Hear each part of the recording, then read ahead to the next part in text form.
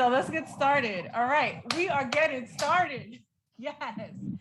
So my name is Christina Wazak, and I am the Assistant Director of Student Activities and Leadership here at BMCC. And I want to welcome you to the Leadership GEM series, a program under the BMCC Academy of Leadership and Service. I want to thank you for joining us for our first GEM session of the fall 2021 semester. We're excited to have this back again. We started this last semester and it went very well. So we're back. And we're back today with a superstar speaker. So I want to pass it off to you, Yama. Brag about yourself for a minute. What were you involved with during your time at BMCC? Introduce yourself, let us know. Hi, Christina, and hi, everyone. Thank you so much. I'll do that humbly because I have to say that all that I was involved with is because of the leadership and the people that I've met in BMCC that pushed me to places that I just to a strength that I did not know that I had.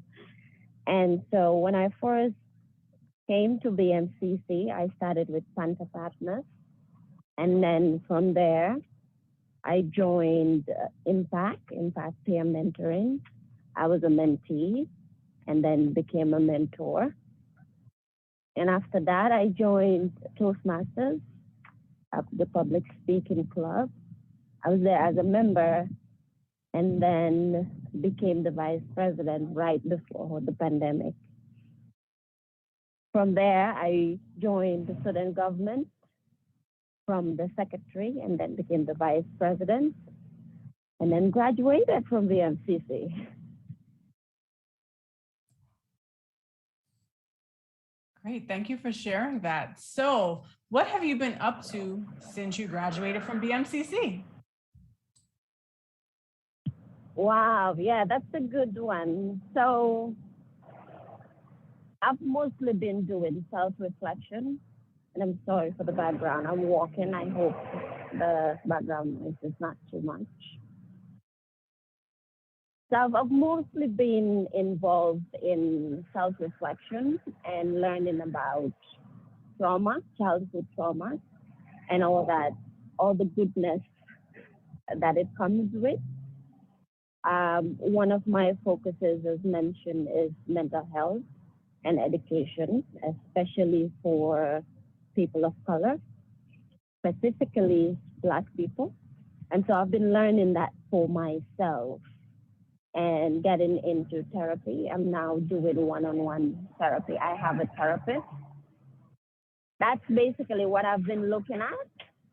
But luckily now I've started at Brooklyn College. And my degree will be Afrocentricity, which is on the CUNY BA.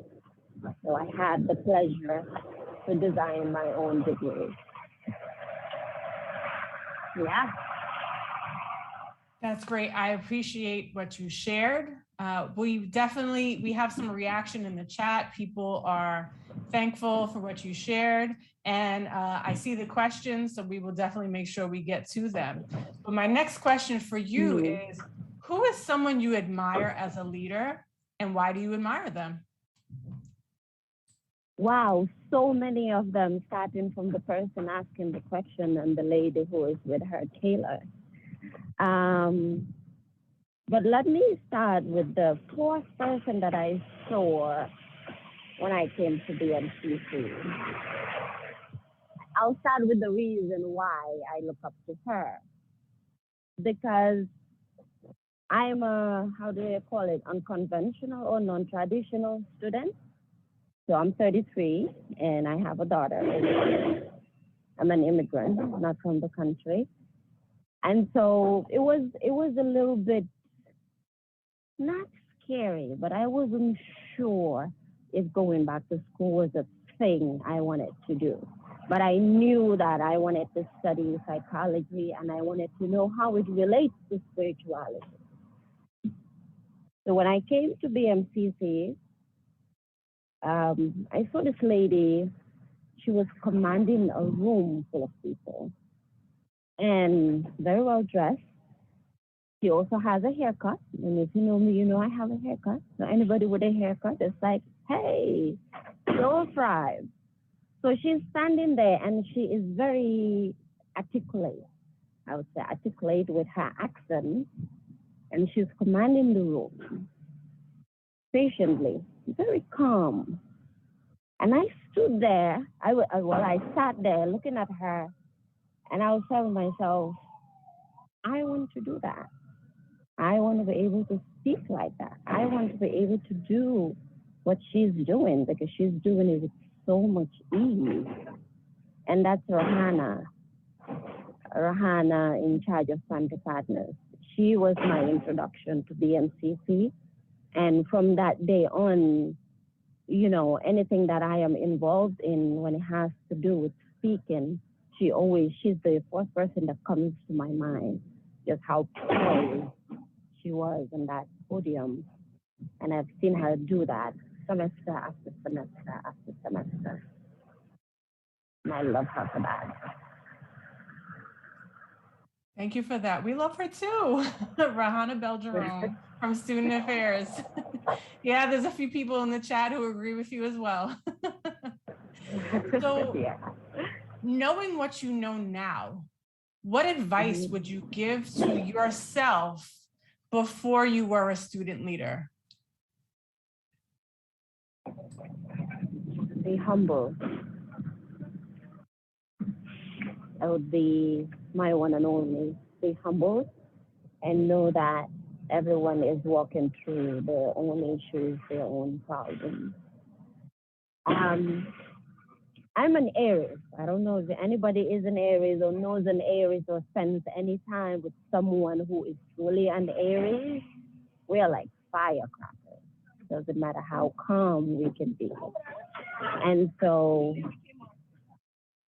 you know, going through this journey of being a student leader, I've met a lot of people, talked to different people, met people like, you know, Christina, different officers on campus, heard different stories, and I've been able to see myself in a lot of people that I've met.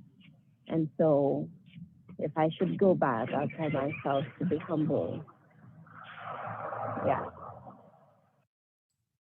All right, thank you. Aries. Okay, and we see, well, Diana's an Aries in the chat.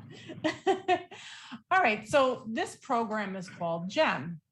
And a gem is a sparkly, precious stone.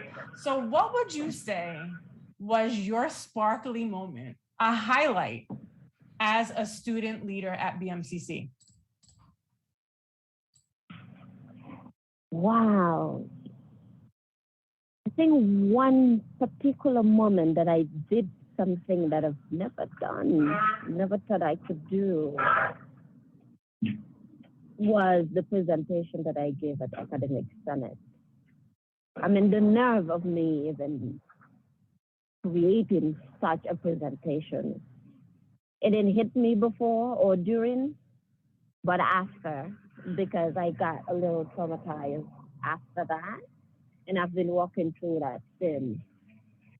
But given that presentation, it was afterwards that I said, wow, I would have never known that I could do that. But I have to say thank you to Yolanda Medina, the professor. She's in the teacher education department. She pushed me to be able to do that. And I didn't see it before until after. It was a huge moment for me. Thank you for sharing that. Would you feel comfortable just sharing briefly, like what was the topic of that presentation? Right, so the topic of the presentation was, what is it? How did I blank out on that? Help me, Kristen.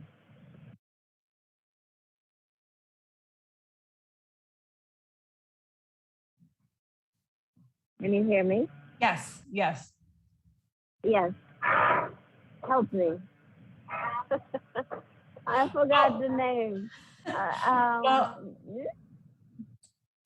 what types of things did you talk about?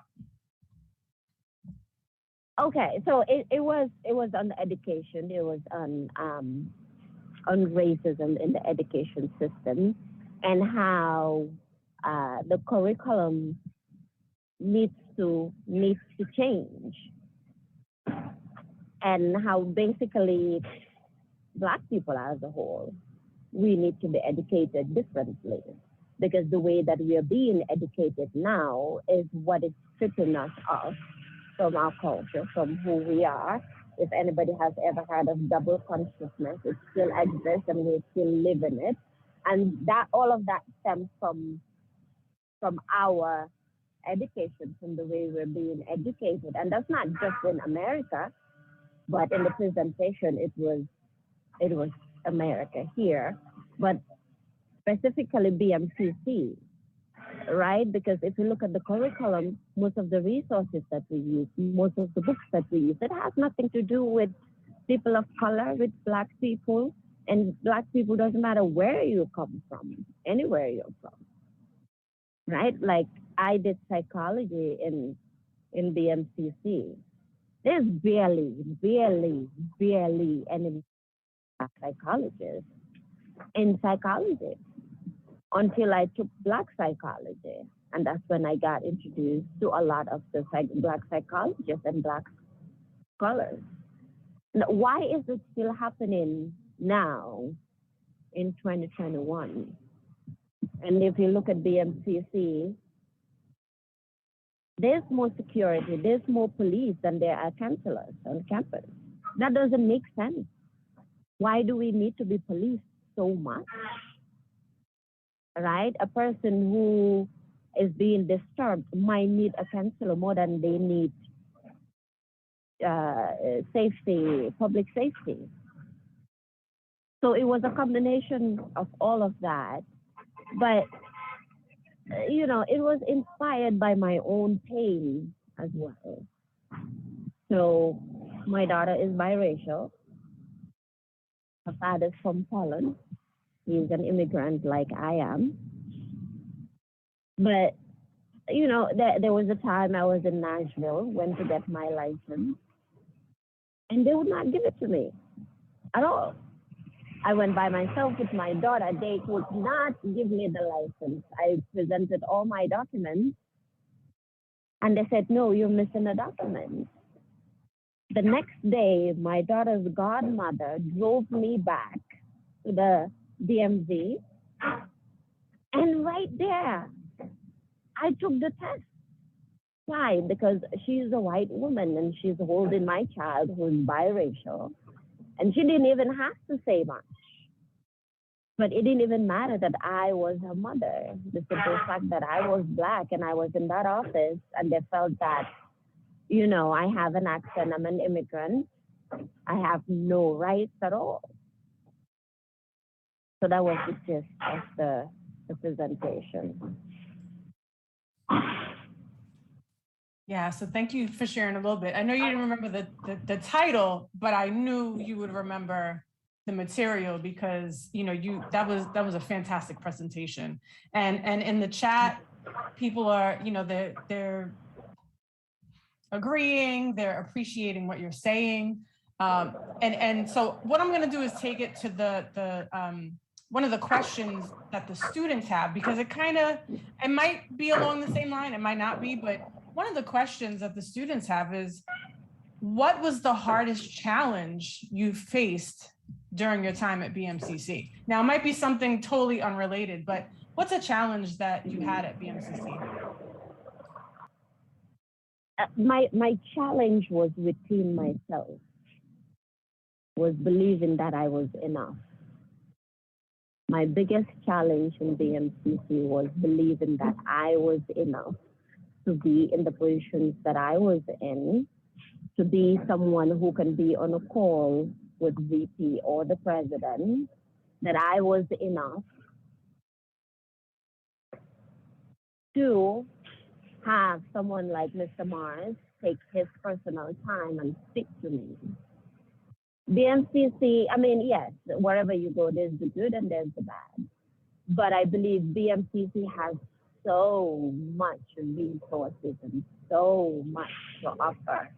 So many racist people, of course, but then you have a lot of amazing people who can change your life entirely.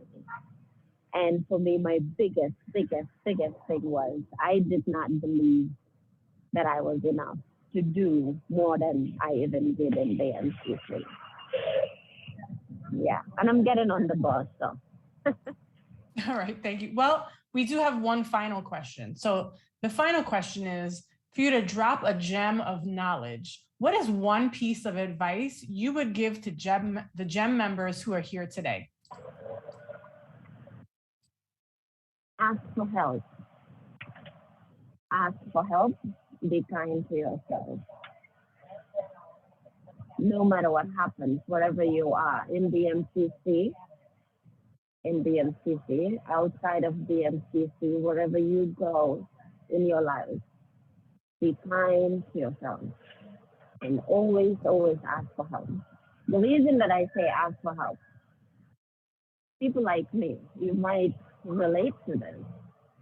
I was raised from a family that nobody asks for help. Everyone is so proud. My grandmother used to say, I have enough. I don't need anybody to help me. But she would give. She would help people. She would cook for people. She would always be there for people. But she would never accept help. My mother, on the other hand, is so prideful that for her, accepting help means that she is less than. She is lower than. So if you know about narcissistic personality disorder, I am from a family that is extremely narcissistic. So growing up with that, I never asked for help. And so I would always suffer alone, mentally, psychologically, physically, you name it. And so my biggest advice would be, no matter what you're going through, no matter what is happening, you are never alone. Always work up the courage to ask for help. And if somebody says no, they're not saying no to you. They're saying no to themselves because they don't know how you can touch their lives on a different day. Yes. Yama, thank you so much for that. It's been great to hear from you. It's been great to hear your voice. And in the chat, they are thankful. Great advice. Thank you for being so authentic. Thank you so much. Crystal misses the BMCC, ECCC meetings before class. That was deep. They agree. They feel this was different, and definitely that's something that we're glad about. We're glad that that we're getting the thanks, and you are so appreciated. Again, it was great to hear your voice, and you are our first GEM speaker of the semester, so you kicked it off. So thank you so much for kicking it off for us.